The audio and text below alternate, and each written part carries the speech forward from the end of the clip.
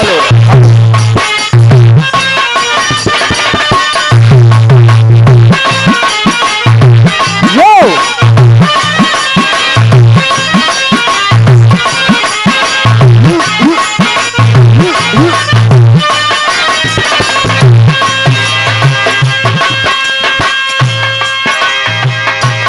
Hello hello hello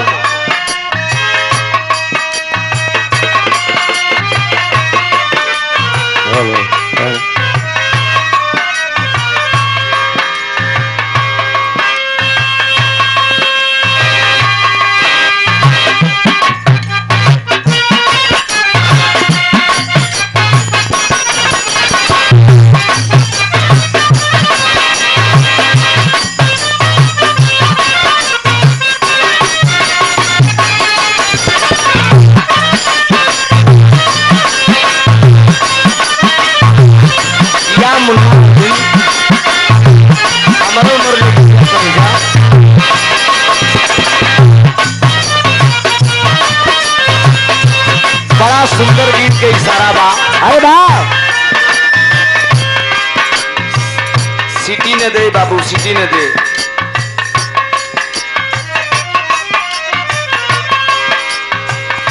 कम बोली चल जाएगी।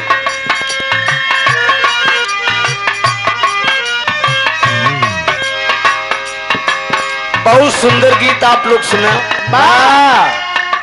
बिन रे गवनवा सजनवा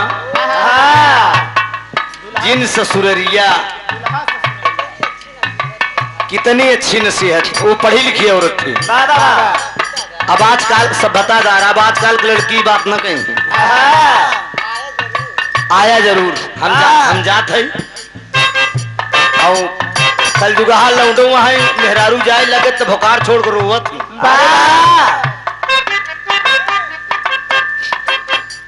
दिल बहादुर इदास खोज किया। अरे देखे है का जने कितना जने के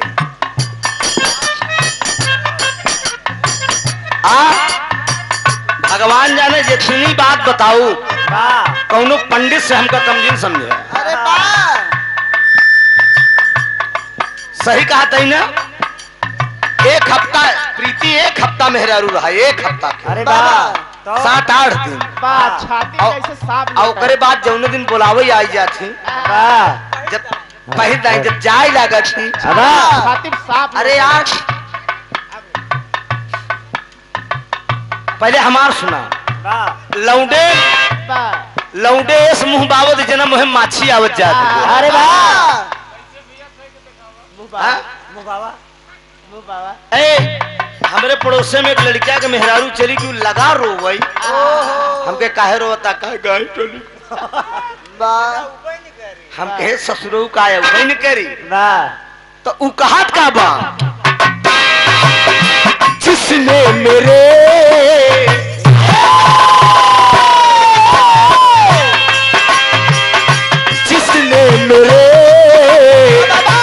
दिल को तोड़ा। जो समझदार भाई होंगे वो समझ लेंगे प्यार में क्या ताकत है। लड़का लड़की साथ में पढ़ते थे कॉलेज में, लड़की दगा कर गई। दिल टूटा आंसू। वो कह रहा है जिसने मेरे दिल को तोड़ा, जिसने मुझे बर्बाद किया, जिसने मेरे दिल को तोड़ा, जिसने मुझे बर्बाद किया।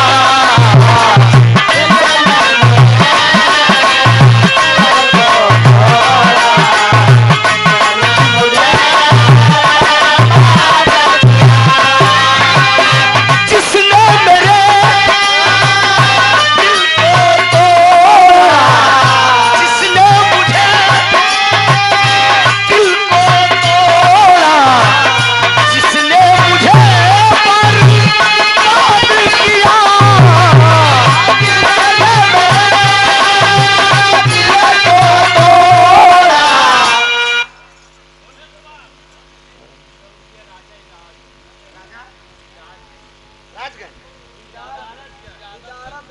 इरादतगंज से आप राजा साहब 101 रुपया का पुरस्कार।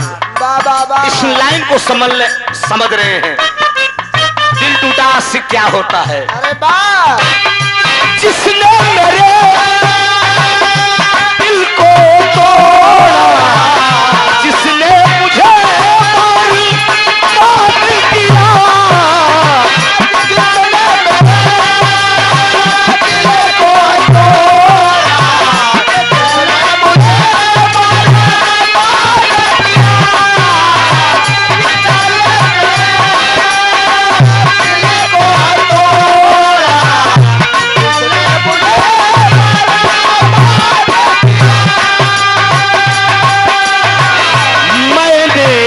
मुझे दर्द सनम को, मैंने उस पे दर्द सनम को मरते दम तक याद किया, मैंने उस पे दर्द सनम को मरते दम तक याद किया।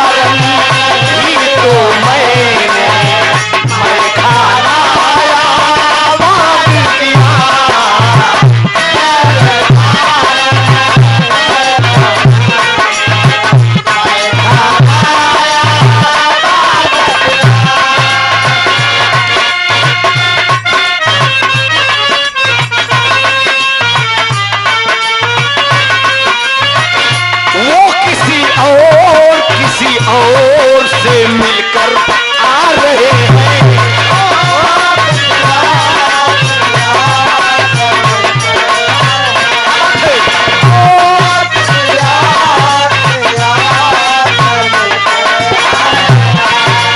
फिर भी हम उनका इंतजार कर रहे हैं। अरे फिर भी हम उनका इंतजार कर रहे हैं। एक बेवफा से हम प्यार कर रहे हैं, एक बेवफा से हम कितना प्यार कर रहे हैं, एक बेवफा से हम कितना प्यार कर रहे हैं। प्यार झूठा सही दुनिया को बताने आजा, प्यार झूठा सही दुनिया को दिखाने आजा, प्यार झूठा सही दुनिया को दिखाने आजा, प्यार झूठा सही दुनिया को दिखाने आजा, किसी और के मिलने के बहाने आजा, किसी और से मिलने के बहाने आजा,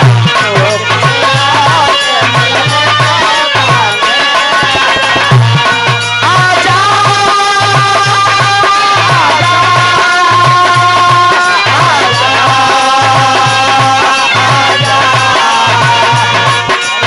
और से मिलने के बहाने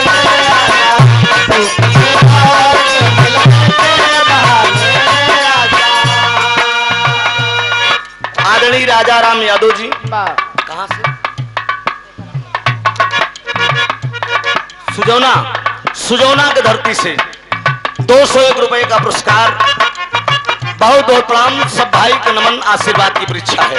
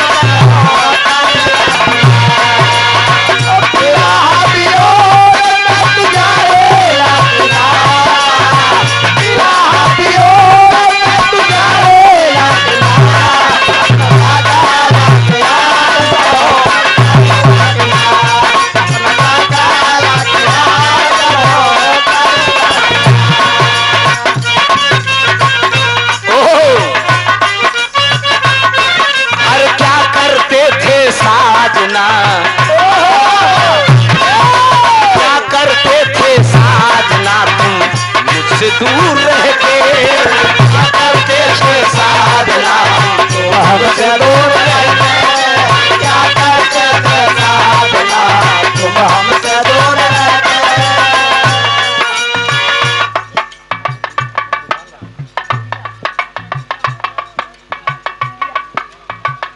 खतंगिया के प्रधान जी राम बाबू यादव जी 101 रुपया का पुरस्कार बहुत बहुत प्रणाम सब भैया गणमन आशीर्वाद के पीछे। क्या करते थे साजना क्या करते थे साजना तुम मुझसे दूर रह के हम तो जुदाई में अकेले छुप छुप रोया करते हो छुप छुप रोया करते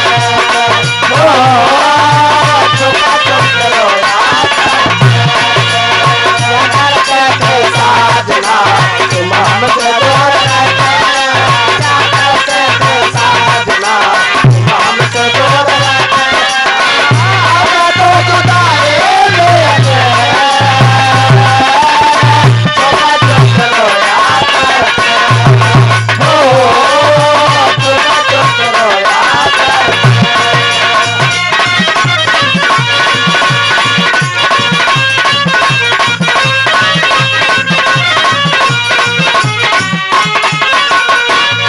बड़ा सुंदर गीत का इशारा हमारे मास्टर करत हैं अरविंद मुन्ना। फिल्मी कलाकारों ने गाया इसको मिलो बहुत से यही है। मिलो न तुमको हम घबराए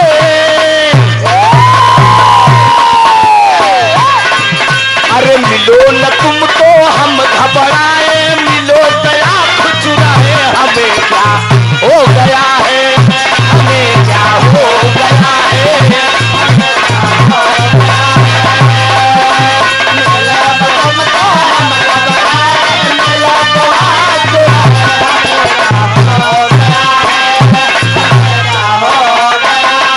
भोजपुरी में एक गीत बड़ा तहलका मचा है समर सिंह का कोनो लभार अपनी प्रेमिका से पूछत बा नैहर से जब ससुरा गईलू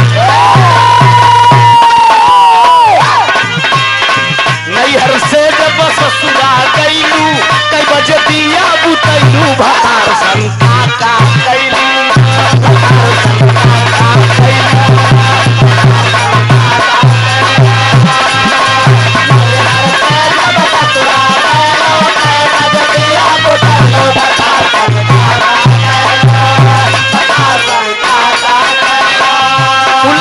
समझावत है लाजो न लागे तोहरा लाजो न लागे तोहरा पूछै मेरा इंसान बात हो लाजो न लागे तोहरा पूछै मेरा इंसान बात हो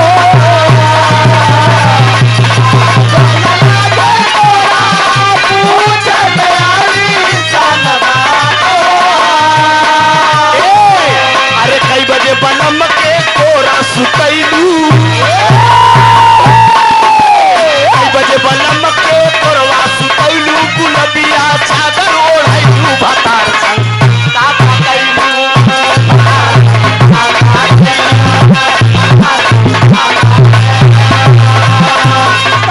बनम के तोरा सुतैलू गुलबिया चादर ओढ़ैलू भतार संग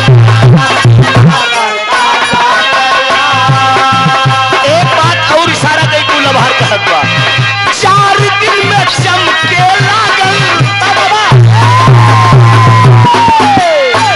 चार दिन में चमके लागल चेहरा पे लागी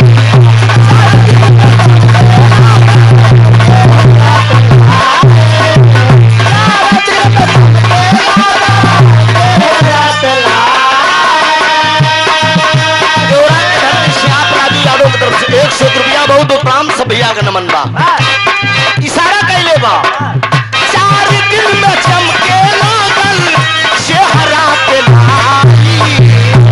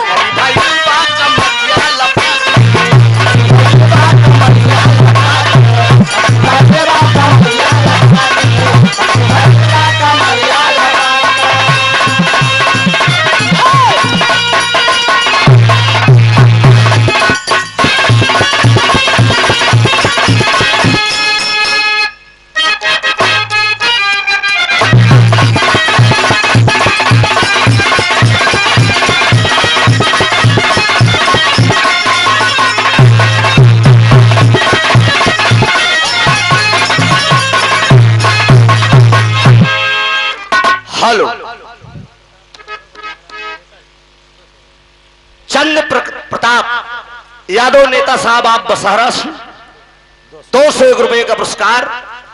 बहुत बहुत प्रणाम सब भैया। खिमन आशीर्वाद की वृक्षा है, आशीर्वाद दे हम बच्चे अपनी कला में कामयाब हों।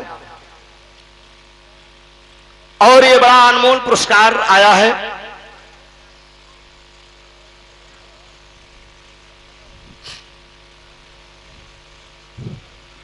दूल्हे राजा जी के आप चाचा साहब, समाज में जंगल में सम्मान पाने वाले, हर गरीबों के दिल पे राज करने वाले बाबू प्रवीण यादव एडवोकेट साहब, अरे वाह, प्रधान जी के कर कलमों द्वारा 101 रुपए 1001 रुपए का पुरस्कार। कमल चरण में नमन है, आशीर्वाद देंगे कि हम बच्चे अपनी कला में कामयाब हों। बहु मुबारक हो आपको, आज बहुत प्रसन्न है। रुक जाए, 1000 ले तो तनी ढंग से बोले दा। हाँ, ढंग से बोलो तब भाई मिली ना, नहीं कहीं झटका में मार के सरवार रख दे से लॉकडाउन में। 1000 की कीमत, 1000 का कम से कम कुछ कीमत करे दा। बड़े गाजे बाजे के साथ आप बारात लेकर आए हैं, आई पूरी मेहनत पैसा कौड़ी इनाम सब सूल हो जाये, कहीं से घूम टहर के उबया। नए जमाने का पतो, नए जमाने के बहुरिया, एक लोटा पानी, एक कप चाय बना के अगर दे देगी तो आज का सब मेहनत सूल बा। 1001 रुपए देकर आपने सम्मान किया, बहुत बहुत प्रणाम हो। परिवार आप हरा भरा रहे, एक जोरदार ताली बजा दीजिए। महफिल में दूल्हे राजा जी आ चुके हैं, क्या बात है। आज जिनके द्वारा हम लोग आए हैं, राजा के पता नहीं तो पूरी बरतिये सुनी लागत है। हाँ, महफिल में राजा साहब विराजमान होंगे, जेकरे पीछे सब लोग आए हैं। राजा दूल्हे राजा, बाराती के राजा दूल्हे राजा। हाँ, मौके का इंतजार भी था, दूल्हे राजा जी को आना भी जरूरी था। चूंकि दूल्हे राजा अगर आ गए हैं तो मेरा दावा है कि सारे नात रिश्तेदार भी आ चुके होंगे, परिवार पूरा आ गया होगा। मामा, फूफा, मौसिया, जीजा हरन सबका धीरे धीरे पता लागी आइन गई ही, तो बड़ा अच्छा मौका है। और ये दूल्हे के बुआ के लड़के साहब, आप सुशील यादव जी, समाजवादी पार्टी के आप नेता हैं।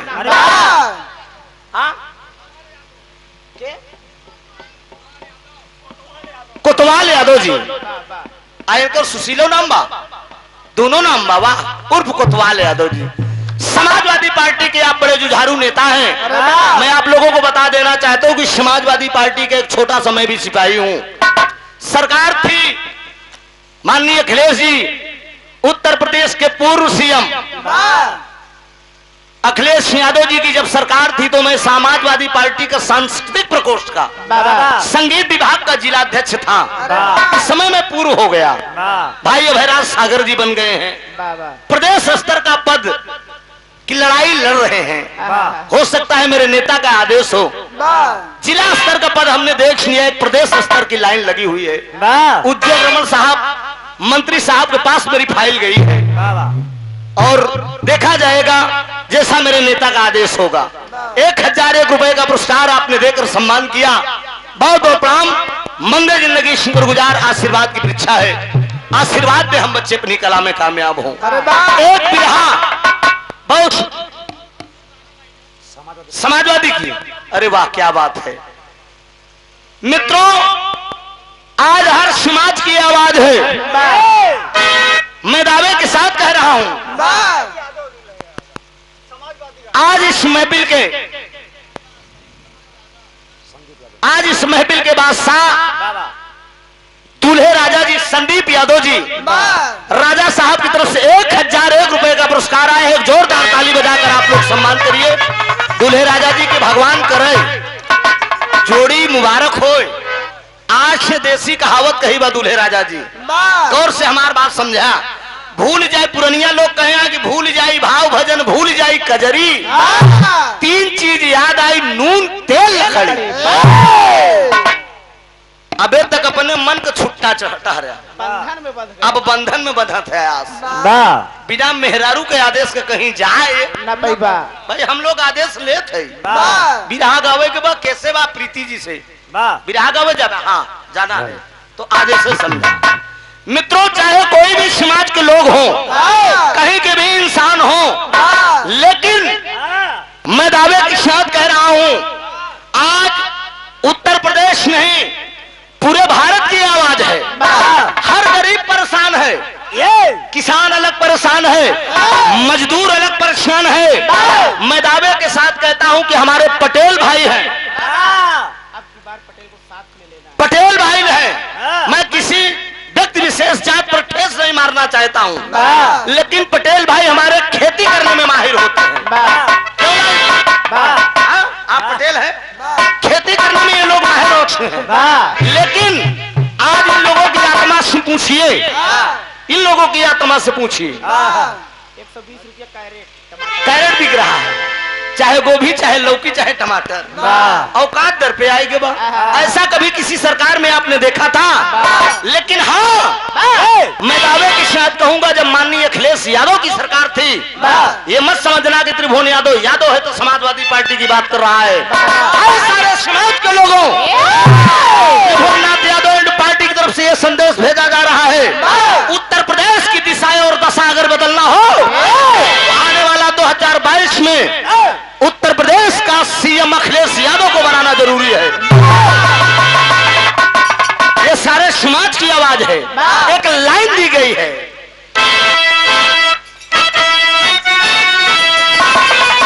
क्या बात है, क्या बात है। यह कैसे लाइन बा कि अरे लड़के हैं मुहल्ले के, अरे लड़के हैं मुहल्ले के, शैतान मेरी लैला। अरे लड़के हैं मुहल्ले के, अरे शैतान मेरी लैला।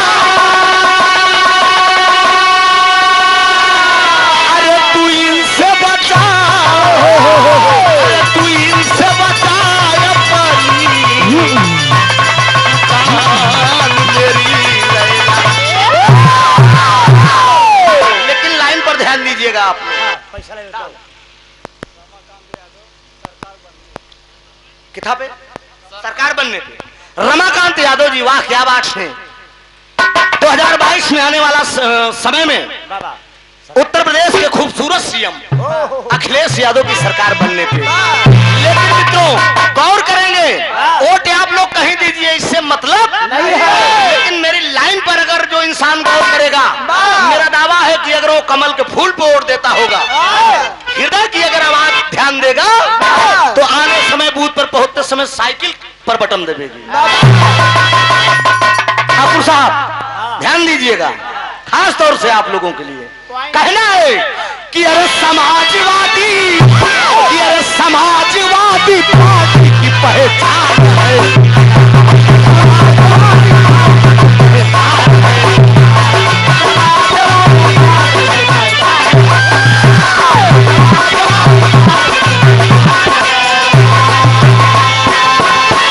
समाजवादी पार्टी की पहचान है।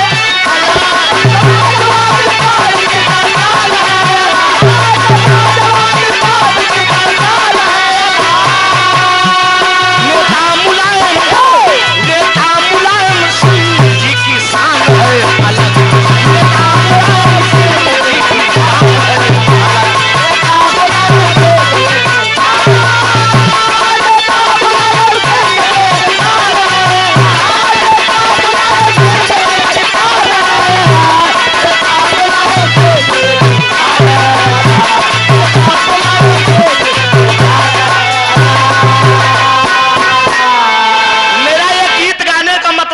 समाजवादी पार्टी की पहचान है अलग।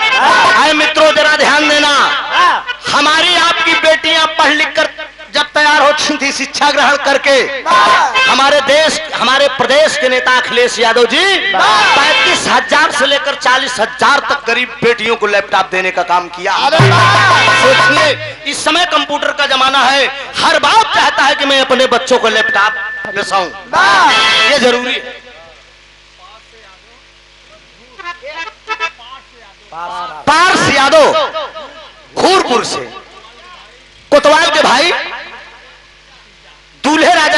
भतीजा साहब इस लाइन को समझ के, अच्छा प्रधान जी के भतीजा, हमारे प्रधान जी के भतीजा साहब कोतवाल यादव जी घूरपुर जसना से, पार्स यादव जी, आप हमारे प्रधान जी प्रवीण यादव जी के आप भतीजा हैं।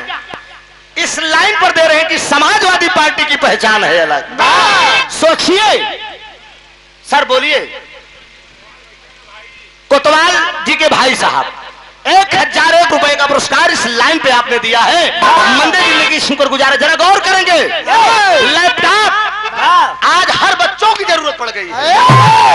मैं भी, मेरे भी बच्चे हैं, मेरे भी बच्चे बार बार कहते हैं कि पापा लैपटॉप में सही है। मैं वो दिन याद करता हूं कि आज अखिलेश की सरकार होती तो 40,000 रुपया बिरहा कमा के लैपटॉप न बेसाना। क्यों? कंप्यूटर का जमाना है। अब डायरी पे कोई चीज नहीं लिख रहा है, सब लैपटॉप का जमाना है, मोबाइल पर नोट कर रहे हैं। तो इसीलिए कहना है चोरों से नहीं मतलब, न डाकू से है नाता। चोरों से नहीं मतलब, न डाकू से है नाता।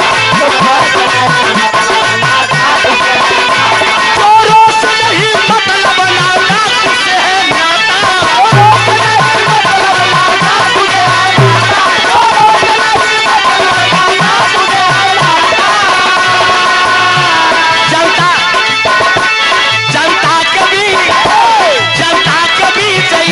सम्मान है।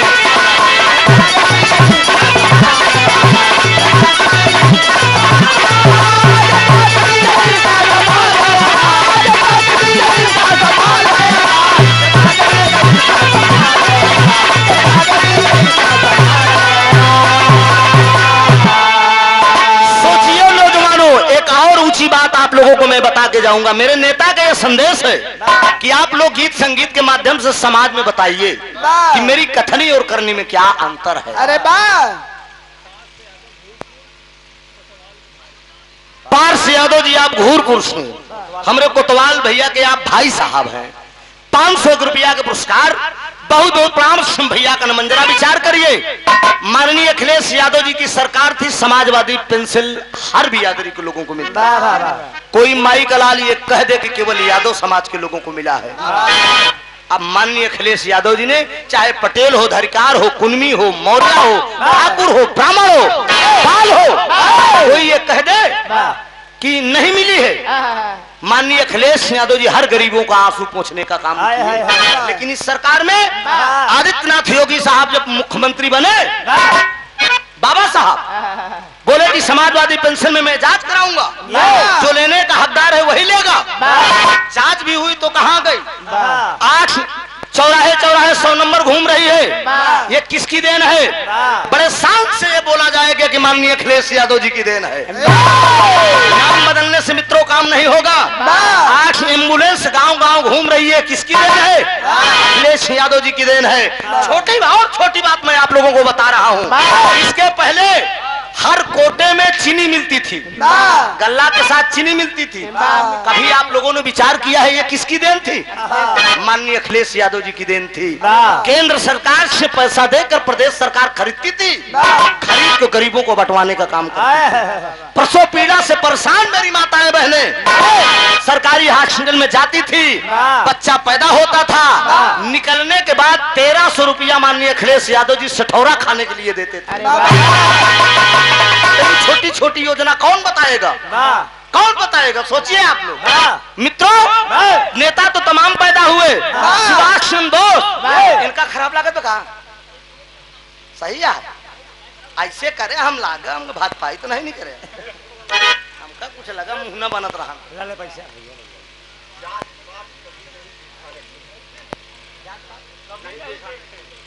जात पात कभी नहीं देखे, ये बात आप महोदय जी की तरफ से सही है। अखिलेश यादव जी का सोचिए आज क्या दशा है।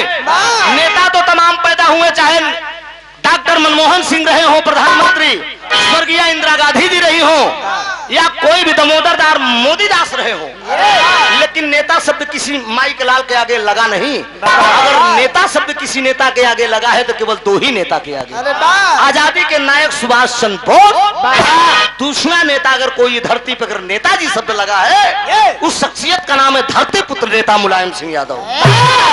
नेता मुलायम सिंह के आगे नेताजी शब्द लगा है।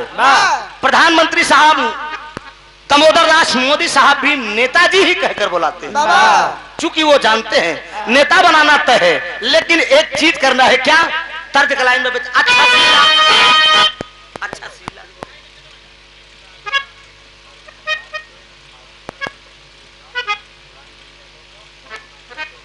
बहुत जौनपुर के, आजमगढ़ के आदरणीय रमाकांत यादव जी और माननीय धरती पुत्र नेता मुलायम सिंह यादव जी हर समाज को आगे बढ़ाने का काम किए। इशारा है, क्या इशारा है?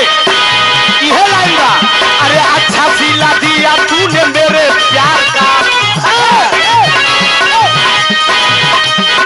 अच्छा सीला दिया तूने मेरे प्यार का, प्यार में ही लूट लिया घर यार का।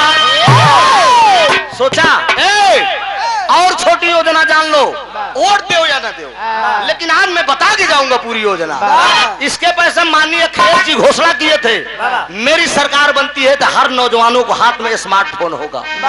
एक स्मार्टफोन का कीमत कम से कम 35 से 40 हजार थी, लेकिन उससे बड़ा भी झांसा आया। क्या? उससे बड़ा भी झांसा आया। प्रधानमंत्री साहब बोले कि हर गरीबों के खाते में 15-15 लाख रुपया जाएगा। किसी को मेहरारू बहक गए, मेहरारू बहक गए, 15 लाख मोदी पूरी गरीबी दूर कर दे। तो इसीलिए कहना है, अब जिन बड़े चक्कर में, अरे अब की भगाना है चोर चाई को, अब की भगाना है चोर चाई को, अब सीएम बनाना है अखिलेश भाई को, अब की भगाना है चोर चाई को, अब सीएम बनाना है अखिलेश भाई को।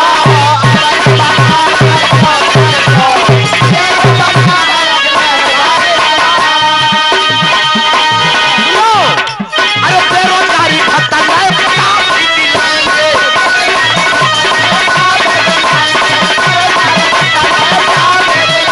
अरे बेटियों को यार कन्याधन भी दिलाएंगे, कन्याधन भी दिलाएंगे।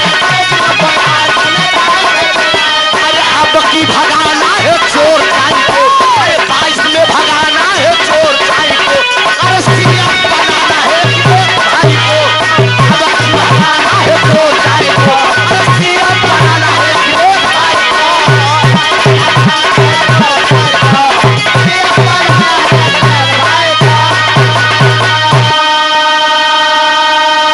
मित्रों, मैं दावे के साथ ये कहता हूं कि मैं पक्का समाजवादी, पक्का कट्टर गायक हूं। इसलिए विरोधी पार्टी का अगर कोई सुनने वाला होगा तो करे छाती पे खोदो दर्द, इसलिए कि मैं अपने नेता की करनी इतनी बता दूंगा, उससे बर्दाश्त नहीं होगा। सुनने में बहुत बड़ा करेजा होगा, वही सुन पाएगा।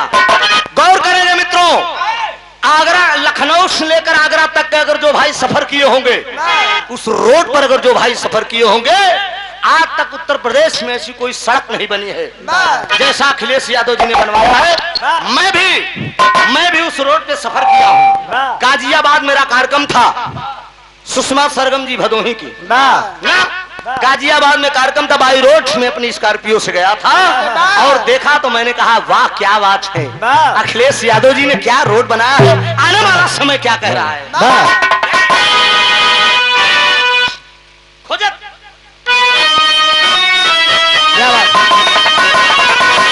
मित्रों, मेरा गीत गाने का मतलब है, वोट आप किसी को दीजिए, ये आपका मत है, आपका अधिकार है, किसी को दीजिए, चाहे भाजपा को दीजिए, कांग्रेस को दीजिए, अपना दल को दीजिए, या बसपा को दीजिए, या सपा को दीजिए, सोच समझ के मत दीजिए। लेकिन असली चीज क्या नहीं मिलेगा कि अरे खोजता रहा प्यार, खोजता रहा प्यार, सन ने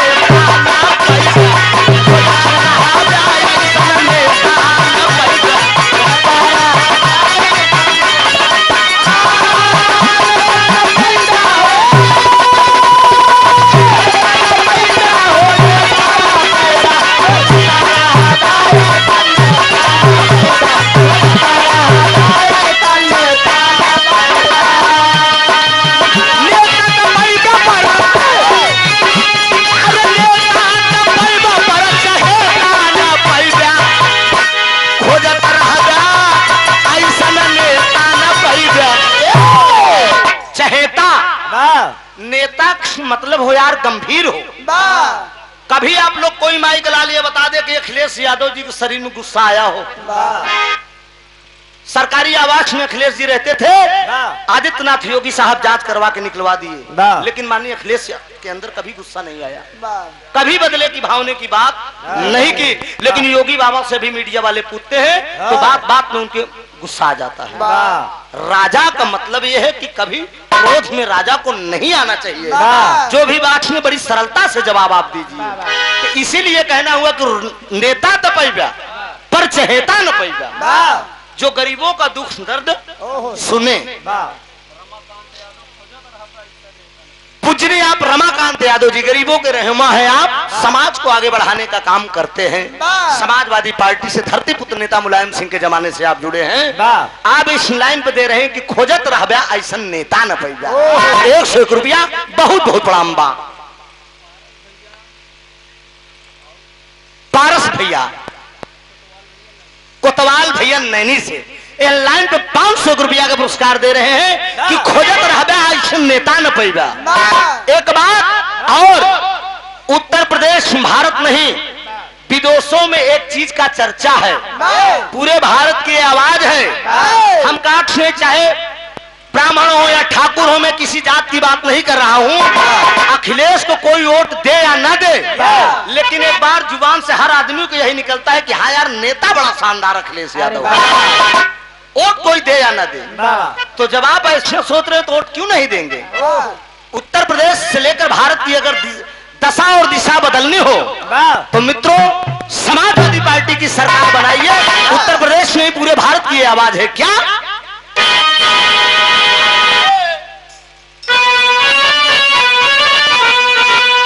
अरे अखिलेश भैया कवन दिन होतई, ये सारे समाज की आवाज है दोस्त। कोरोना कोरोना हुई जान ले, कोरोना हुई, 2 गज की दूरी मास्क है जरूरी, मास्क है जरूरी। पहले गाय भैंसी के लागत रहा, बर्धा का लागत रहा, अब मनई के लग गया। एक दाई और बनावा और कहूं लग जाए, घबराहट का है यार। हाँ ये आप जान लीजिए। हाँ वीडियो एक्शन बना रहा, 2 प्राणी बेचारे मास्क लगाए रहे, दोनों प्राणी मिले ही जाते रहे। कहीं कान खोल कर सुन लो, हद अगर पार की तो मेरा नाम मोदी है, लेने के देने पड़ जाओगे। हम बेचारे चुप्पे मास्क लगाए फिर मून ले, लेने के देने पड़ जाए। बहादुर का जाने एक दाई और दाई के देखा, ये पूरे भारत की आवाज है क्या? अरे अखिलेश भैया कवन दिन होतई, अरे अखिलेश बाबू कवन दिन होतई, तू बनी जाता पीएम कवना दिन होतई, तू बनी जाता पीएम कवना दिन होतई।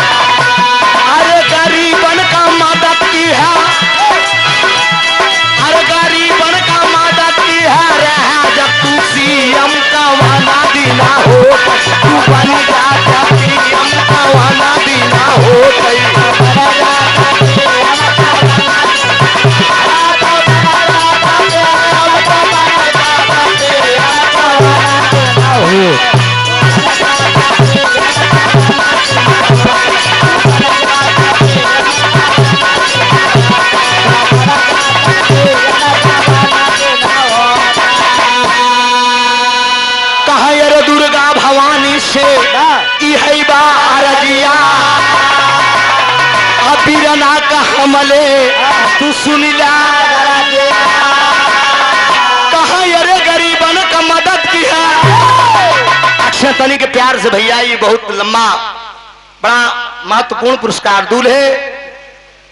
दूल्हे राजा जी के आप पापा अवध राज यादव जी और दादा चाचा धर्मराज यादव जी, मानिक चंद यादव जी, रमा शंकर यादव, उदय शंकर यादव जी, कमला शंकर यादव जी, सब लोगों के तरफ से, पूरे परिवार की तरफ से बाबूजी 2001 रुपए का पुरस्कार आया है। जोरदार ताली बजाकर आप लोग सम्मान करिए। बहुत बहुत प्रणाम हो, भगवान करे बहु मुबारक हो। और यह लाइन पे देते हैं कि हमारे नेता के लिए उत्तर प्रदेश नहीं पूरे भारत की आवाज है। ये विदेशों में ये चर्चा है कितनी कम उम्र का अगर मुख्यमंत्री अगर इस धरती पे कोई बना है तो माननीय अखिलेश यादव जी। अखिलेश यादव जी इस बात को सिद्ध कर दिए कि मैं काम बोलता है। अखिलेश यादव का नाम नहीं बोलता है, काम बोलता है।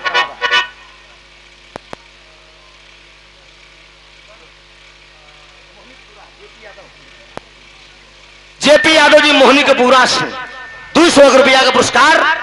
बहुत बहुत प्रणाम, सब भैया का नमन, आशीर्वाद की वृक्षा है। चंद्र प्रताप नेताजी आप बसहारा से 201 रुपया का पुरस्कार। सब और बच्चा बहुत बस आपका नाम हुआ? अच्छा जेपी यादव आप ही है। आओ, क्या बात है। इनके भतीजे के बिया है, हम भी रहा वही के रहे मुलाकात में कहन गायन पहचाने हमारे घरे गए प्रोग्राम लिखा हुए और गाना हमारा सोना सुहानी के रहन अरविंद यही नैनी के बगलिए में गाना रहन है। बड़ा बढ़िया अरेंजमेंट था, बहुत अच्छा खूबसूरत लगा था दोस्त, बहुत बढ़िया, बहुत अच्छा सम्मानित व्यक्ति हैं। बहुत बहुत प्रणाम, सिंह भैया का नमन, आशीर्वाद की वृक्षा है। कहना है बाबूजी क्या बेटवा, अरे दुर्गा भवानी से ही है बाया, अरे बीरना का हमारे तू सुन जा ये भाई, अरे गरीबन का मदद किया, अरे गरीबन का मदद किया रहा जब तू सीएम कवाना देना हो तू बन जा सीएम कवाना देना हो तू बन जा सीएम कवाना देना हो। जी आवाज है सब लोग होकर भेज यादव जी को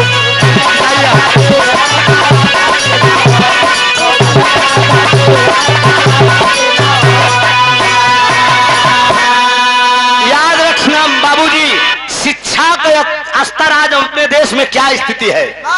हर बच्चे आज रोड पे उतर गए हैं। शिक्षा का स्तर इतना गिर गया है कि आज बच्चे बेघर हो गए हैं। हर बच्चा जो पढ़ने लिखने वाला था आज बिगड़ गया है। आज किसी भी स्थिति में हो तो याद रखना, हाई स्कूल के बच्चों का भी एक सवाल आ सकता है, धरती पर वह कौन सा ऐसा रक्षा मंत्री था जो फौजी शहीद फौजियों की लाश घर तक पहुंचवाने का काम किया। मित्रों, उन नौजवानों को आत्मा से पूछिए, उन माँ बाप के आत्मा से पूछिए जिसका बेटा फौजी जवान है। फौजी जवान कभी एमएलए एमएलसी का बेटा नहीं बना है। फौजी जवान अगर कोई बना है तो गरीब का बेटा बना है, किसान का बेटा बना है। भैंस का दूध पिला के रेस मरवा के जो है दौड़ करा के किसान का बेटा फौजी जवान बना है।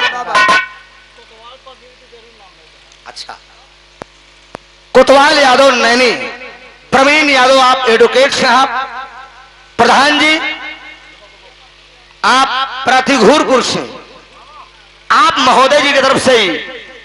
अच्छा मेरे कोतवाल पार्थ यादव जी। अच्छा भैया बताओ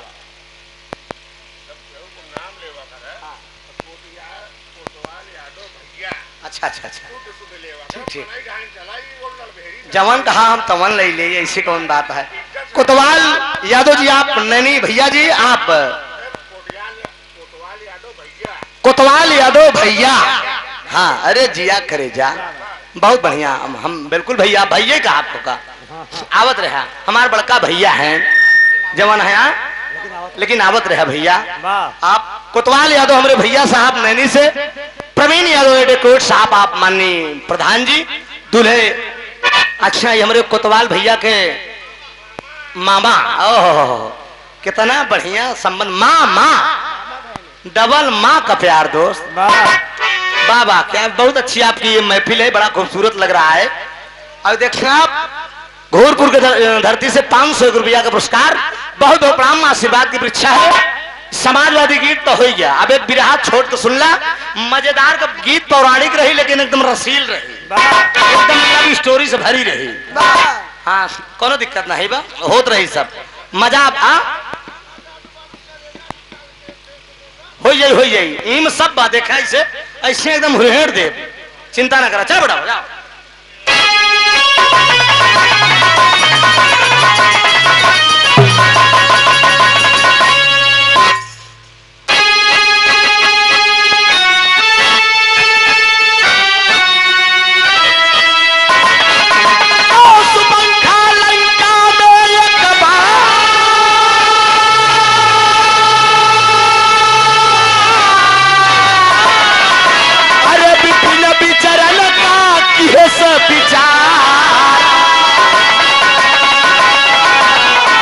कर सिंगार सोर हऊ चल भई लील गुलदार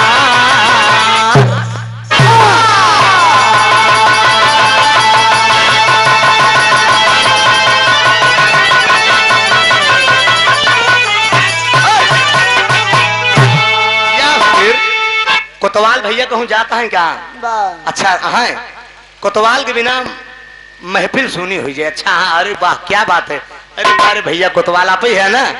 अच्छा कितना पैसा दे दे लेकिन अब हिया तक नहीं आए। देखा कितना बढ़िया इंसान है।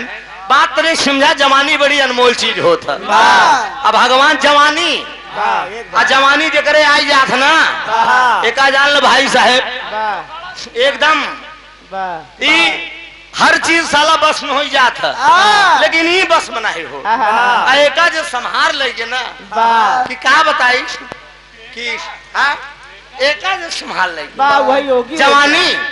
कभो कभो नई नई लड़का प्रीति तो हमारा बड़ा पुरान साथी है। कभो कभो जैसे नई लड़का से बिरहा हो तो प्रीति पूर्वांचल का कोनो नई लड़की से तो उतरे के बाद पूछे थी कहा कितनी उम्र होगी आप? भगवान जाने सच्चाई मंच पे खड़ा है सरस्वती मंच पे एक को बनावटी बात नहीं बोलते इमाम कसम खाते है। हमसे पूछे थी कि तुहार बियाह भव कि नहीं, कसम से हमसे ही पूछ बैठे थे कि बियाह तुहार भाव है कि नहीं। हम कहे मैडम आप अपना बताइए हम वही हिसाब से सेट कर लेंगे। हाँ भैया तू जैसे कहा हुई हम ऐसे मिलाएंगे मैनेज कर ले जैसे चाहत रहे। एक गाना बना जैसे चाहत रहे वैसे बलमुआ मोर बा लंबा पातर गोर बा। बढ़िया का सुन। अरे यार भाई साहेब भरिया नाटा मन से जल्दी खियाते नहीं नाटी मेहरारू नहीं नाटी मेहरारू जल्दी नहीं खियाते लंबा झुक जाते। हम कहाँ ऐसे रह जा जान जवानी बड़ी अनमोल चीज होता।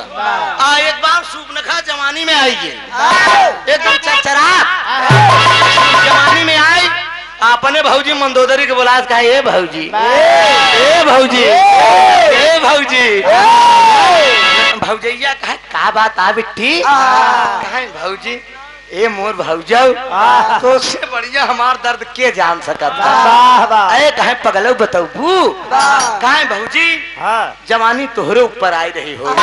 कहे हाँ कहे भाई हमारे ऊपर बा हमार दर्द समझ ले। एक लाइन तर्ज है मुन्ना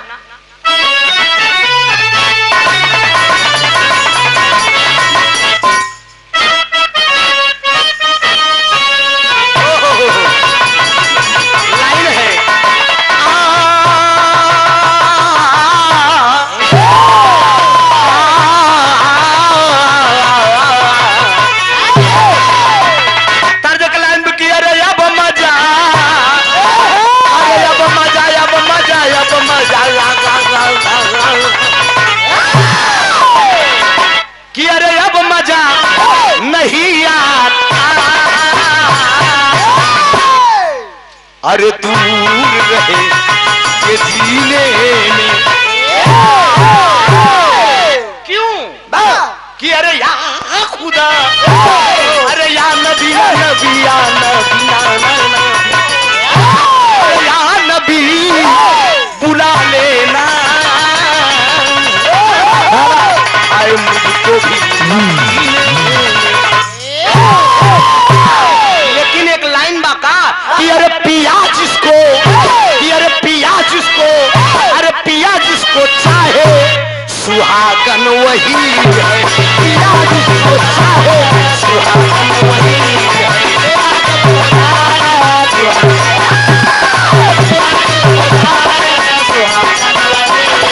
पिया जिसको चाहे सुहागन वही है।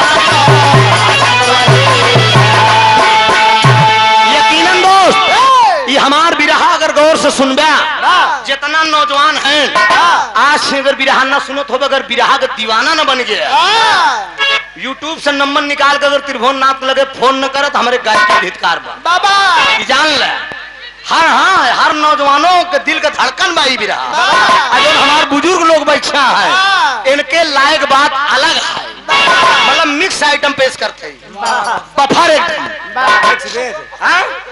जेका जमन पसंद हो आराम से जो उठा उठा खाए ले जा ध्यान दे आप सब आपन आनंद ले ले दादा हरे आप सब आपन आनंद ले ले ध्यान दे लेकिन सूप नखा मंदोदरी से का कहा दिया अरे छोटी सी ए मोर भौजी एक कदम ना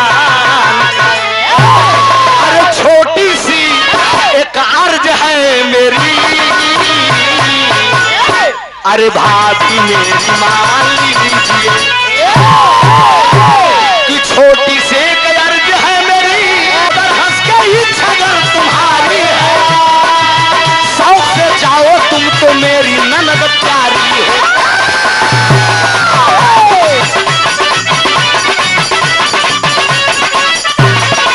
साथ मंत्री को लो अब देरी ना लगाओ तुम मंत्री को लो अब देरी ना लगाओ शाम ढलने से पहले घर को वापस आओ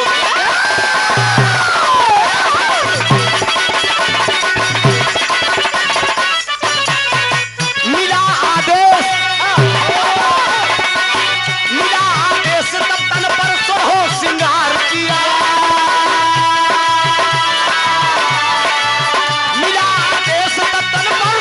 श्रृंगार किया अकेली रत बैठी राह को सिधार दिया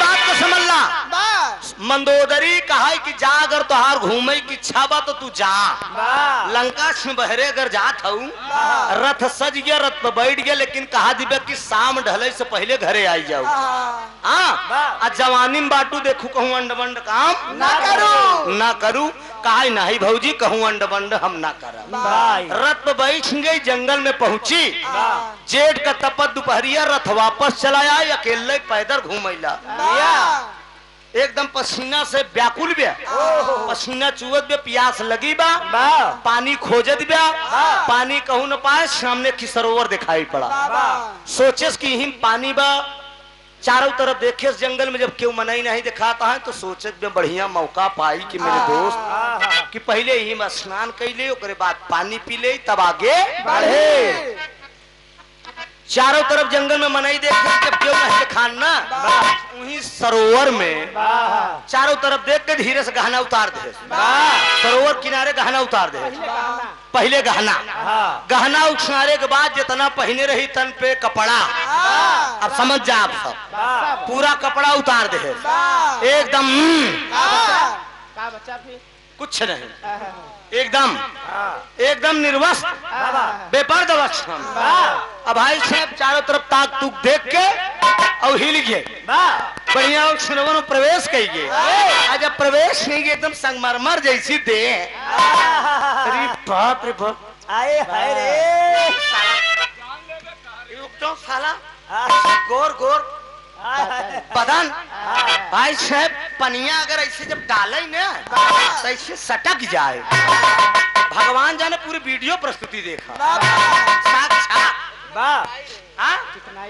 इतना बढ़िया आमे का फाकी जैसे आँखी रेशम जैसे बार गर्दन जैसी सुराही भाई गाल ऐसा रहन के हंसे तो गढ़वा पड़ जाए भाई साहेब जौने मेहरारू की ही गढ़वा हो जाए समझ ल बवाले बा सूप न खाए ढंग कर रही जान ल अब स्नान करत एकदम चम चम चम चम एक नौजवान आए देखिस कहे रे बाप रे जान लेबे का रे ई कहां से आई गे अरे बाप हां ई कहां आए सरोवर में करे आगे पीछे ही क्यों नहीं कहां से के लाई बढ़िया वो नौजवान का नाम बाद में बताऊ रहन के लेकिन आओ न ताऊ अरे यार कहाँ से देखे मर्द तू हो रहन न वो सरोवर में हिल गए। जब सरोवर में हिल गए तो सूप न खा करे खबरदार। कौन हो तुम? मेरी बदन में हाथ मत लगाना।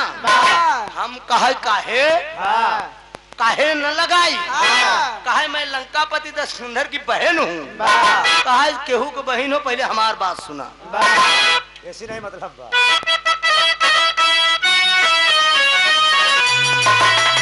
बड़ी पुरानी बा ये हमारे गुरुजी हैदर अली उस्ताद गावत रहने का अमर अकबर अंथली से शिरडी वाले साईं बाबा। लेकिन ओरिजिनल से हमारा डुप्लीकेट कम नहीं पाए। देखिए ये नौजवान कहा क्या बा कि अरे यहाँ से लगाए बैठा हूँ कब से। अरे तू तो है मेरी सपनों की रानी मेरा जब कुछ तुझ पे निछावर बाहों में दे दे जवान मेरा सब कुछ तुझ पे निछावर बाहों में दे दे जवान मेरा सब कुछ तुझ पे निछावर बाहों में दे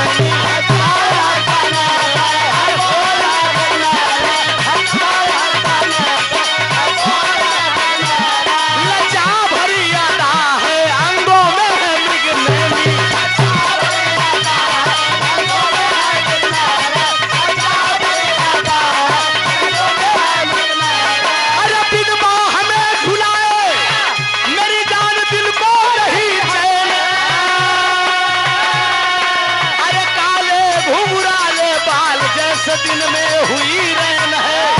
अरे प्यार से अपनी तू पायल बजा दे प्यार से अपनी तू पायल बजा दे और चुनरिया में पूजा लगा दे होगी नहीं कुछ अपनी कहानी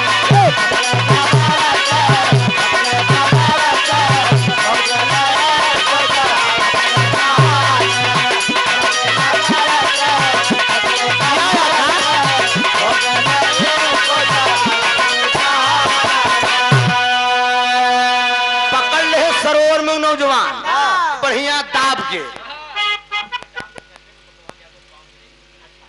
बहुत 500 रुपया का पुरस्कार हमारे कोतवाल यादव भैया जी ई डांस के ऊपर देते बस ऐसे हिसाब से हिलाई थे। कहावत कहे कि लिपि पोती डेहरी पहने ओढ़े रारू भाई साहब घूंघट के अंदर लाग चाहे बुढ़िया ही रहा का जान ले देखे बात तो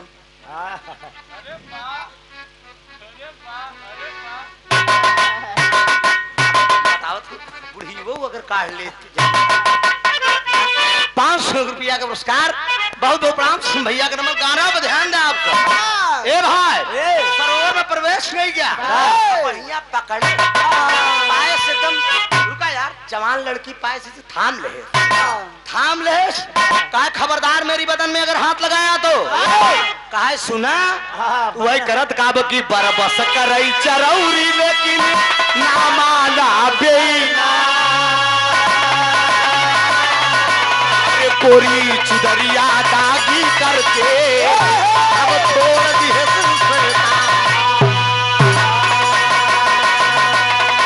पकड़ लिया सरोवर में पकड़ ले सूप नखा नाही करत रही लेकिन जबरदस्ती कही जाए एक कौ नहीं माने एक अब पर्दा अंदर का हम खोलें के बताइए का कह जाए उतना सब समझदार जनता है।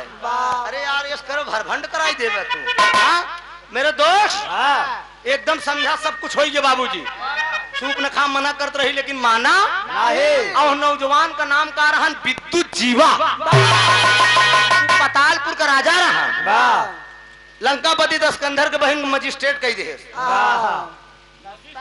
एक जान ले। हाँ अरे वो पर्दा अंदर बात तू न जानबे यार, तू कहो करे होबे तब जानबे। हाँ ध्यान दा, पकड़ लिया बाबूजी तो कमीना चूदर दागी कर गया।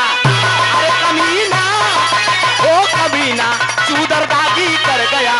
अरे तबिया से बिपिन मैदानी आगन बदन में जागी हो जागी हो जो कमीना चूदर दागी कर गया। पकड़ ले जबरदस्ती कही गया। अब बलात्कार करे बलात्कार कह के छोड़ दे। जब छोड़ दे लंका आए, जब लंका आए शिव कुमार तो अंड बंड धीरे धीरे हो मामिला ऊंच खाल लगई लगा तर्ज कलाइन बा आए हाय ई प्रयागराज के खाटी भाहुआ दद्दाराम धार का वर्जनल और हैदर अली जुगनू का प्रेटकल। इलाहाबाद का 3 चीज बिरहा जगत में बहुत मशहूर बा। एक जंग हैदर अली के झटका, बाबा राम कैलाश का लटका, लाल जी लहरी का फटका।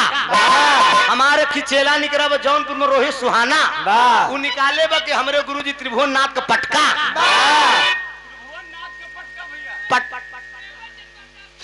केवल प्रेमचंद यूट्यूब पे आप लोग सुने हो ना, जवन झगड़ा होती थी एकदम ऐसे खाऊ खाई थी। ध्यान दा आप बाबूजी, उस्ताद रामधार गावत रहन कैसे।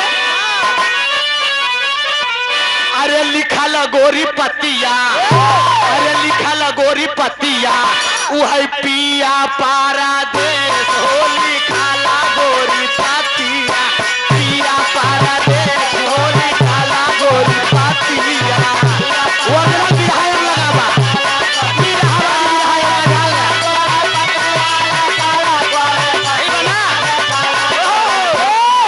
पिया पारा देश हो। लिखा गोरी पतिया।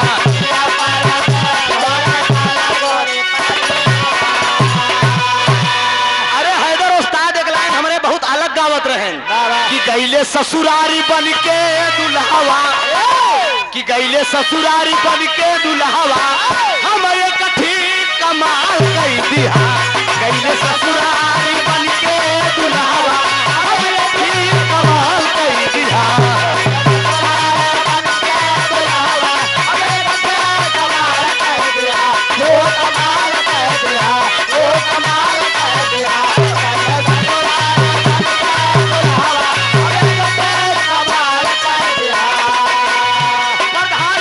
ससुरारी बन के दुल्हावा हमें कठी कमाल हो कमाल हो कमाल कई दिया।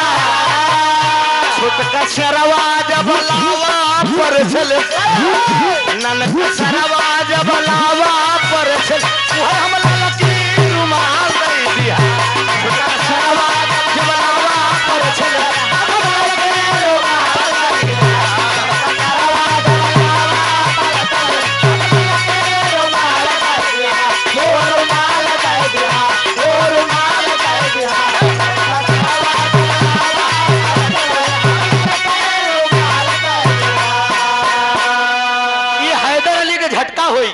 तनी तनी बानगी बताओ आप सुनो चला ताकि गाना बड़ा न हो। बाबा राम कैलाश में लटका दादा कुर्ता के टोक पकड़त रहन मेरे दोस्त बड़का भैया सुने वाले दोस्त बाबूजी चौकी पर बैठे वाले चौकीदार हैं। जमीन मेरे दोस्त अब तो मोबाइल चल गया, पहले चिट्ठी चौपाती से काम होता रहा। कौनो मेहरारू को मन से दू अगर प्रदेश चला जाए खबर आवे कि जा कह दे हमरे बुधनमा कम्मा सन 13 तारीख के आओ। बाबू साहेब मेहरारू अगर सुन जाए कि मनसुधु आवत है ना ऐसे छाती पे जना सांप लौटा सजावे रतिये से कसर मसर करती है कि जना राजा जी यही है जना दुल्हा जी यही है। अरे आज बड़ी बोलई तागा हो जना राजा जी यही दादा गाँव है कहे मोर मन मोर मन मोर मन कहे अरे मोर मन सजवै से लागा हो जना राजा जी गाना बड़ा हो जाए बेटवा, इ लटका हो गया काका बाबा राम कैलाश ने लाल जी लहरी का फटका ओका नगाव बहुत खतरनाक बा। नहीं मोर भैया है हम हाँ जोर थे ना गवाओ जाता नहीं कहा। अच्छा गाई अरे यार बहुत खतरनाक है। अच्छा लगा बेटवा लगा दे। हाय हाय हाय हाय हाय हाय बिरहा जगत के प्रेमियों, मन तले बुद्धि बुद्धि तले आक्षना। लाल जी लहरी जब से बिरहा गा रहा है तब से तुम जड्डी बहन के डालती रही है। बनारस बलिया आजमगढ़ छपड़ा भभुआ बिहार का कोई कलाकार आज तक टिका नहीं लाल जी लहरी का। ए मुन्ना ए लड़के लगाओ जरा। हाय हाय हाय अरे बच्चा ये भाई गधेला बाटियाना, अरे ये भाई गधेला बाटियाना सही ना पहु प्यारेली रेला ये भाई गधेला बाटियाना सही ना पहु प्यारेली रेला ये भाई गधेला बाटियाना।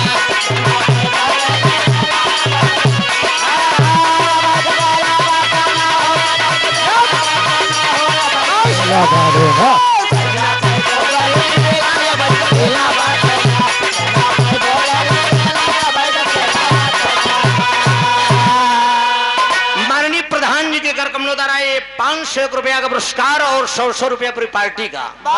जहां रहे आबाद रहे, लहरी की शुभकामनाएं साथ रहे। बिहार जगत के प्रेमियों, काका ऐसी बोले थी ना, काका हमारे पड़ोसी हैं, काका हमका 4-6 मंत्र ऐसा। हम एक दिन बैठे हमके काका ही बतावा बाजे बाजे लड़की बड़ी खर्राट मिल जाती कहन पहले टॉप गियर लगावा कर, ओकरे बाद लो गियर पहले, ओकरे बाद टॉप गियर, टॉप गियर के बाद जब ना माना करें तो फास्ट गियर लगावा कर। हमको एक लड़की से हमसे गाना हो गया, वो कहा अरे अबे अबे लवंडा बाट्या ना हमका कहा बच्चा अरे अबे लवंडा बाट्या ना चाप अब फेंकी बे तू ही ना अंडा अबे लवंडा बाट्या ना। हम खड़ा भे हम के हमार सुनाया फिर के कहा थी हाय हाय अरे अबे लवंडा बाटी ना, अरे अबे लवंडा बाटी ना देखते डंडा हो बू ठंडा अबे लवंडा बाटी ना देखते डंडा हो बू ठंडा अबे लवंडा बाटी ना।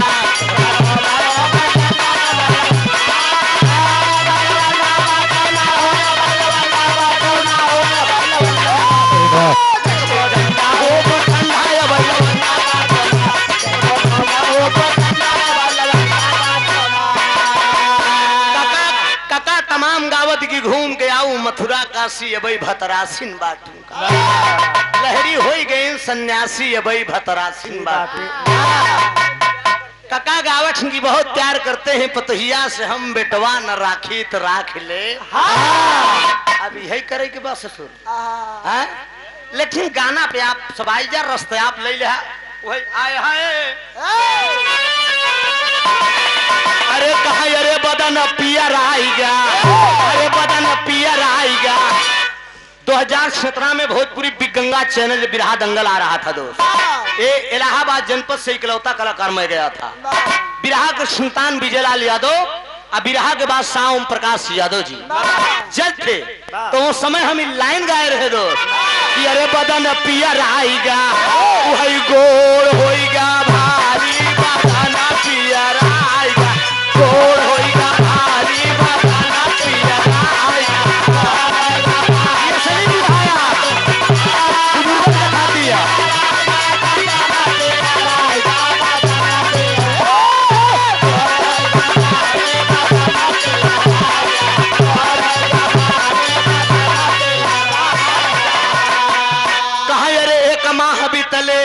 दूसर बीती तीसर चौथा पचवा गई अरे छठे महीनवा में अरे वही गर्भ सताई बदन पियर आएगा। धीरे धीरे 6 महीना बीत गया। अशूप नखा का मामला एकदम हर होइला। एक दिन मंदोदरी पहुंची और कहा बुलाए के अपने नदिया से कहत का बा कहा अरे मगिया मत हो रे न पड़ला सिंहुरवा अबीरना का अपने कटाई लियू कहा अरे गौवा नगरिया सब अरे दे तो है गारी बदन पियर आएगा। कहा मन सेधु को मुंह नहीं देखो आई अंड बंड कहाँ कई डाओ आई बतिया यही छोड़ दा। आई मंदोदरी पहुंच गई लंकापति दशकंधर के पास। आई अपने मन सेधु से मजाक कैले के गाना भी करीब है दोस्त। मजाक कह के कहा कि अंगने में तोहार दीदी पूरी पोए यहाँ और का कहा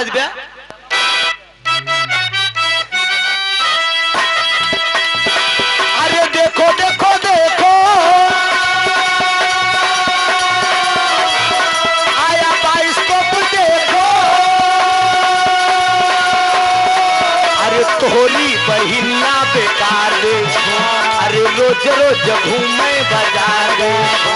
अरे कैसे कब हवा देखाई जाए सजना।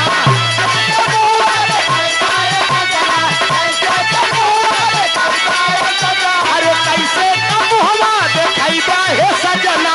ताना मारे ला संसार देखो देखो जमाना देखो।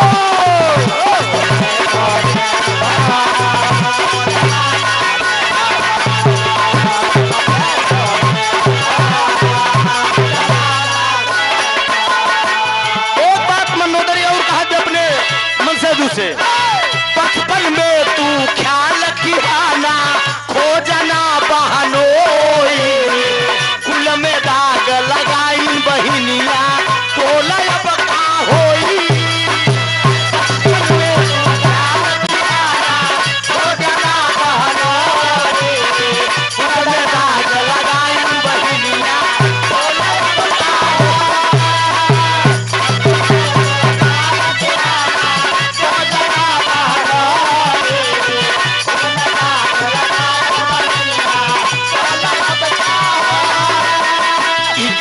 दिलिन बिगाड़ देखो।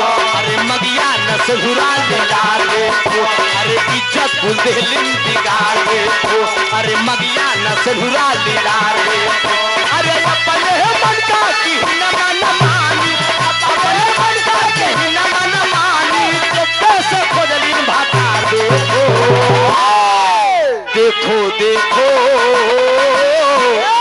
जमाना देखो। कहा अपने बहनी को सहूर चल के देख ले।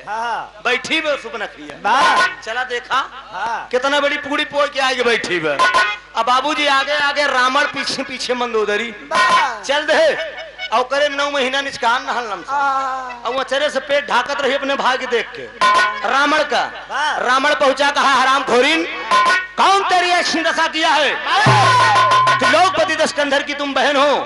कौन हरामखोर तेरे साथ जबरदस्ती कर दिया। उस हरामखोर से तूने मेरा परिचय नहीं बताया। कहा सुपनखा कहा भैया बताए है लेकिन मनबई नहीं। तब जबरदस्ती कही गया। कहा तुम मेरे लंका में रहने के काबिल नहीं हो। अब जाओ तुम मेरे घर से। कहने का निष्कर्ष क्या निकल रहा है। 5-7 मिनट का भी रहा और बचा है। ध्यान दीजिए दशकंधर अपनी बहन सूपनखा को घर से भगा दिया। फटही लुगरी पहन के बियाबान जंगल में वो घूमने लगी। आज जब बियाबान जंगल में घूम रही है एक नौजवान आता है। एक नौजवान आता है और जंगल में उसको जब घूमते देखता है उसको दया आ गई। वो पास में पहुंचा और क्या पूछता है। बहुत अच्छी ना हमरों में लगी दिया। अरे कहाँ मकान है। अरे अब तू किसकी प्यारी हो। अरे विपिन में घूम रही तू क्यों मारी मारी हो। ये बात जब सूपनखा सुनती है उस नौजवान के मुखार बिंदु से तो मुड़ कर देखती है बाबूजी। अब मुड़ कर देखती है और कहती है क्या कहती है कि राजा रावण की बहन। अरे राजा रावण की बहन अब मैं बड़ी भिखारन हूँ। अरे लूटा था जिसका चमन पिया मैं वही अभागन हूँ। कहने का मतलब बिरहा हम गावत है एकदम साफ लड़कियां लोग समझ गए हुए। कहने का मतलब कि वो जंगल में जो मिला है वो कोई गैर नहीं है। वही नौजवान है जो विद्युत जीवा जो सरोवर में उसके साथ जबरदस्ती किया था, कहा आपका गर्भ मेरे पेट में पल रहा है, जो सरोवर में आप जबरदस्ती किए थे। मेरा भाई दशकुंधर मुझे घर से भगा दिया है, आपका गर्भ लेकर मैं जंगल में भटक रही हूँ, मैं वो अभागन हूँ स्वामी। अरे बाप रे बाप, विद्युत जीवा को दया आ गई कि मेरे कारण ये लड़की जो है घर से भगा उठी है। बड़ी ऊंची बात विद्युत जीवा बोल दिया। क्या सुनो सुंदरी, मैं एक बात कह रहा हूं, क्या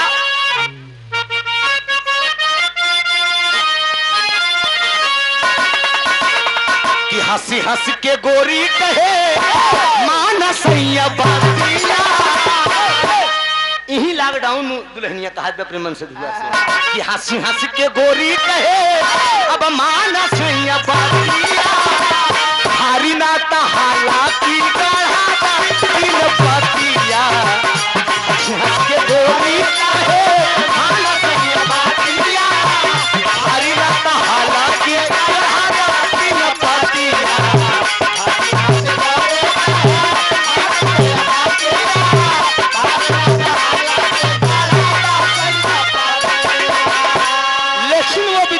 सूर्यनखा से क्या कह रहा है, बोला विद्युत जीवा हंस के बोला रे बोला रे बोला रे बोला, बोला विद्युत जीवा हंस के माधुरी बचनिया, चला हमारे घरवा बनई दुल्हनिया। कहा सुंदरी मैं तुझे अपनी बीबी बनाऊंगा। ले गया पातालपुर का वो राजा था, पातालपुर का राजा था, सात गंधर्व ब्याह के या सूर्यनखा से पातालपुर ले गया। 9 महीना बीतने के बाद एक लड़किया पैदा हुआ। लड़किया का नाम पुराण में का रहन जानता है, लवणसुर। जान सूर्यनखा के पेट से जब लड़किया पैदा बहु, लड़किया का नाम रहन लवणसुर। मेरे दोस्त लड़किया पैदा हो गया, सूर्यनखा विद्युत जीवा पातालपुर में आयस करे लागे। आई लंकापति राजा रावण बैठा वे लंका में आ जाए।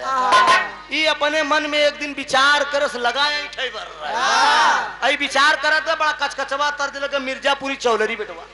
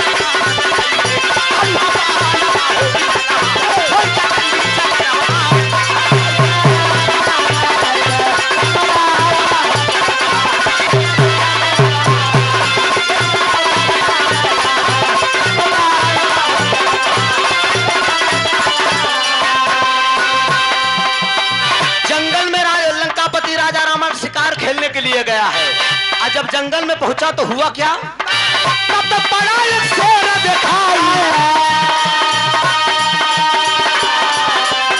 रावण पीछा किया है, शेर बताया पुरी में जाए, विद्युत जीवा का नजर पड़ी,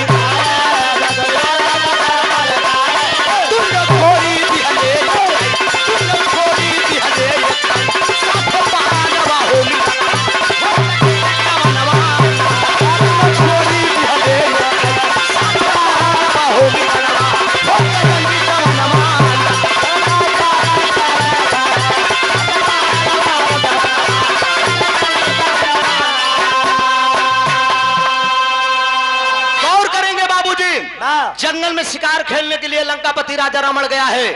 एक शेर मिल गया जंगल में, शेर का पीछा कर लिया रावण। आगे आगे शेर चला जा रहा है, पीछे पीछे रावण चला जा रहा है। शेर उस रास्ते से गया जहाँ पे सूर्पनखा और विद्युत जीवा दोनों बैठे हैं। आगे से जब शेर गुजरा तो विद्युत जीवा दोनों धनुष बाण उठाई ले। आगे आगे शेर, शेर के पीछे विद्युत जीवा, विद्युत जीवा के पीछे लंकापति राजा रावण चला जा रहा है। दोनों जने एक ही साथे बहादुर, दोनों जने एक ही साथे तीर छोड़ दे। और जब एक ही साथे बाण छोड़े तो एक बाण जाकर शेर का लग गया। और जब शेर गिर गया, रावण भी पहुंचा और विद्युत जीवा भी पहुंचा।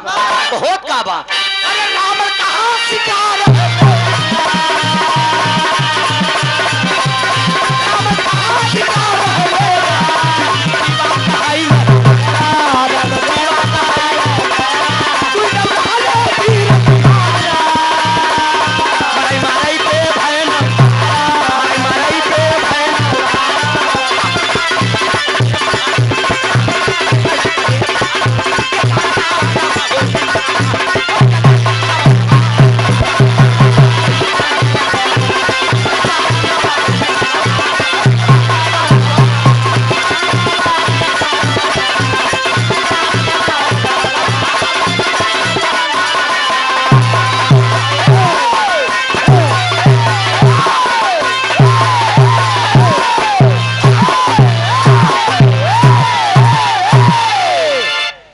बस पट्टा।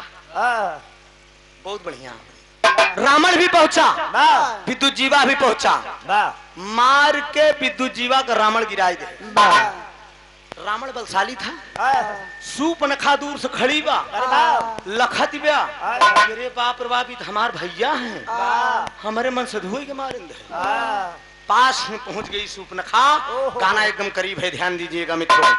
पास में जब सूर्पनखा पहुंची, लंकापति राजा रावण जब देखे कहीं सूर्पनखा तुम यहाँ कैसे आ गई? कहें हाँ भैया, जेका आप मारे हो क्यों गैर नया हमार मन से धू मेरे पति हैं। मेरे मांग का तोहार बहनों, मेरे मांग का सिंदूर आपने उजाड़ दिया भैया। हाँ अरे पागल, दस्कंधर जिद्दी कहा चल तो और दूसर बियाह कह दे।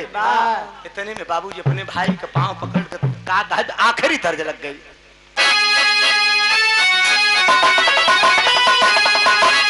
ओहो, ई धुन के गाजीपुर का सम्राट बिरहा गायक, सम्राट कलाकार शिवमूरत चचा की गावत रहा।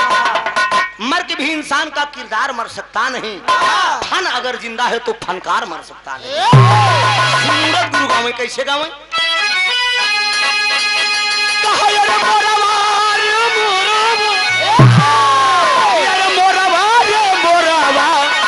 अरे मोरवा छोड़ी दा मोरी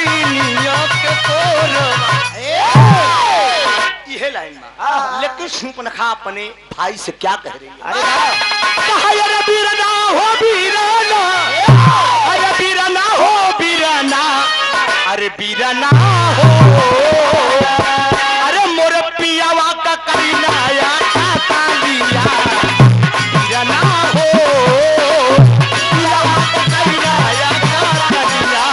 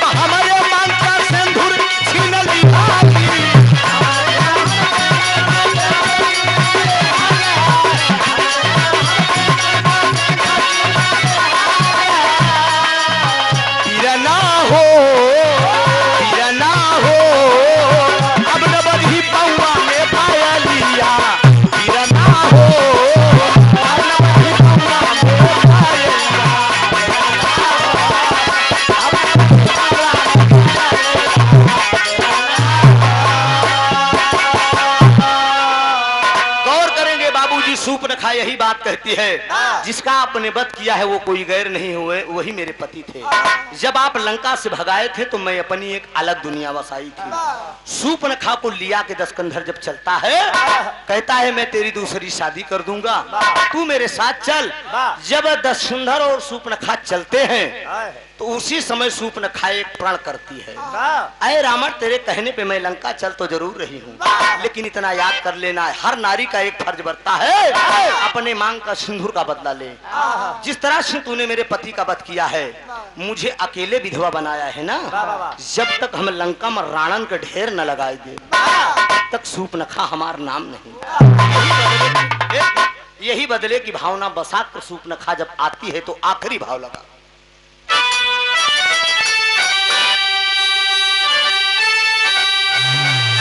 अरे बदलो की भावना वही मन में बसाई,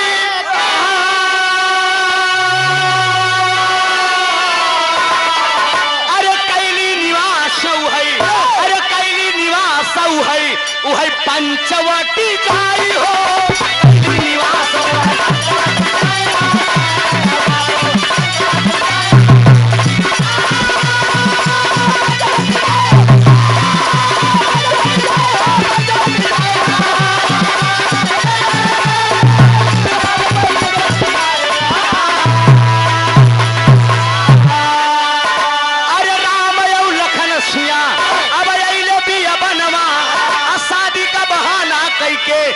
सूर्पनखा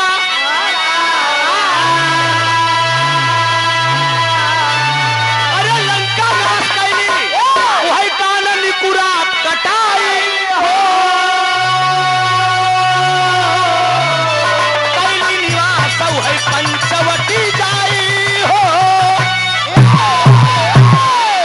भगवान राम का जब 14 वर्ष में वनवास हुआ, पंचवटी में कुटी बनाकर जब रहने लगे, उसी समय सूर्पनखा सुंदर स्त्री का रूप धारण करके गई। कहा भगवान राम से कहने लगी कि तुम मुझसे शादी कर लो। भगवान राम इनकार किए, लक्ष्मण के पास गई, लक्ष्मण जी नाक कान काट लिए बाबू, और 70 पूत 72 नाती जेकरे रह गए दिया न बाती।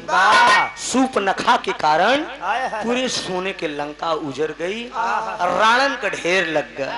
सूर्पनखा अपने पति का बदला लिया बाबूजी। गाने का भाव यही था, सूर्पनखा की पहली शादी। वो जब पंचवटी में गई थी कुंवार बन के, तो वो कुंवार नहीं थी, शादीशुदा थी। विद्युत जीवा उसके पति का नाम था, पातालपुर का राजा था विद्युत जीवा, और लवण सिंह उसके बेटे का नाम था। अपने पति का बदला लिया। गाना मेरा यहीं से खत्म, आखिरी भाव। साबी गीत अनंत अनंत भय भुल्लु तज दिए कुदारी, राजा राम आधार हैदर हपी चंचल कैले स्वर्ग। अरे राम कमीना चूदर दागी कर गया, अरे त्रिभुवननाथ कुमारिया ये वही बात गई बहारी, कमीना चूदर दागी कर गया।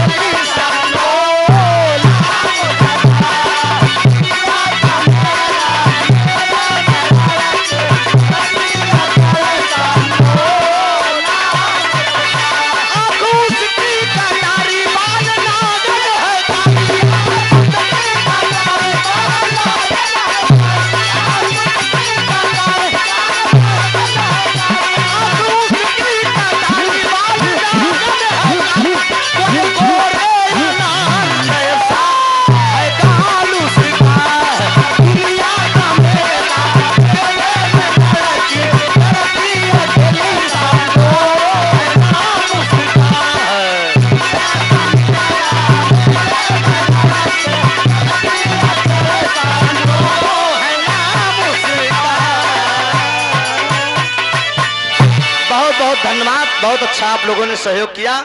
अब उसके बाद नंबर प्रीति जी का आया और बहुत अच्छा लगा। प्रधान जी आपकी बारात में आज हम लोग शामिल हुए। बड़ी खूबसूरत महफिल है। इसी ढंग से समा बना रहे दोस्त। धन्यवाद।